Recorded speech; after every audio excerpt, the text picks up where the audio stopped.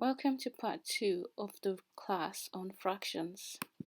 Okay, so we're going to try another fraction, and this time we have 7 over 10 minus 1 over 5.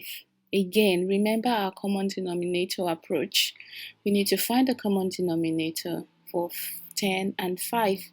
And when you look at that, we can say that 10 is a common denominator because it's both divisible by 5 and 10.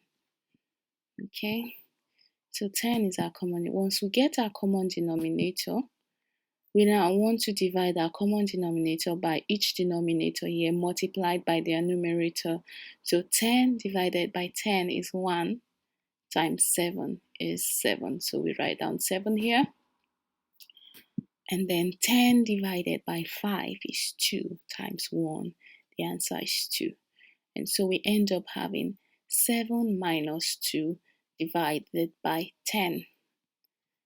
And so our answer then comes down to 5 over 10. Okay? And we can actually reduce that to the lowest term. Okay, and when we do that, we should have 1 over 2 as our final answer. Because 5 in 5 is 1, and 5 in 10 is 2, so that gives us 1 over 2. Okay, that gives us 1 over 2 as our final answer. I'm going to give you an exercise. Can you try and solve that before we go on? So how did it go? Well, let's see what the answer looks like. Remember our common denominator approach. We need to find the common denominator for 5 and 3. Okay? None of these can be a common denominator for each other because they're not divisible by each other. Okay? So we need to find the next number that is both divisible by 5 and 3. Okay? And one of the easiest way to do that is to just multiply these two numbers. And so we have 15, which is both divisible by 3 and 5. Okay, so what we do again, remember, is to divide our common denominator by the denominators here and multiply by the numerators. Okay, so 15 times 5 is 3, and 3 times 4 is 12. Okay, and 15 times 3 is 5, and 15 divided by 3 is 5, multiplied by 2 is 10. So we end up having 12 minus 10 divided by 15. And our final answer there goes on to be 2 divided by 15. That looks okay. That looks good.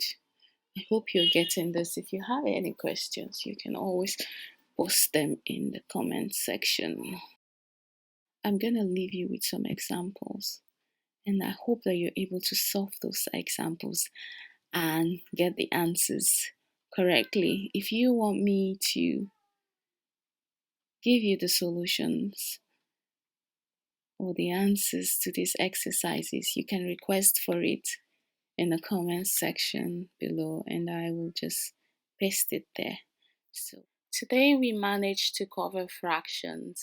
In our subsequent video, we will be covering ratios, so watch out for this. Thanks very much for watching. If you like these videos, just click on the subscribe button below, and we will update you whenever new videos come up.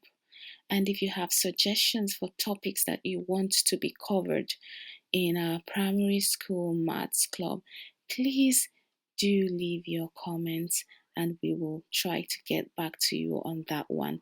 So thanks for watching again, and please remember to like the video and subscribe, and we will see you next time. Bye for now.